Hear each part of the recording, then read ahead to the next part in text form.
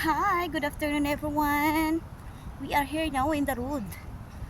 For something in the afternoon. Napakainit ng hapon. Parang alas 2 ng hapon sa atin dyan sa Pilipinas.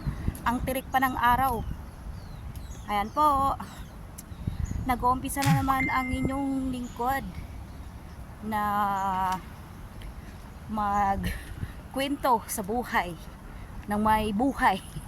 Hindi nga. Nandito po ako ngayon sa sa labas. Pipick upin ko yung alaga ko. Nahiya tuloy ako sa likuran ko kasi may tao. Pipick upin ko yung alaga ko sa school. Every morning and afternoon ko siya yan hatid sundo. Ito po. Papakita ko sa inyo yung view. Yan po ang view. Yung sa likuran ko banda dyan ng MRT.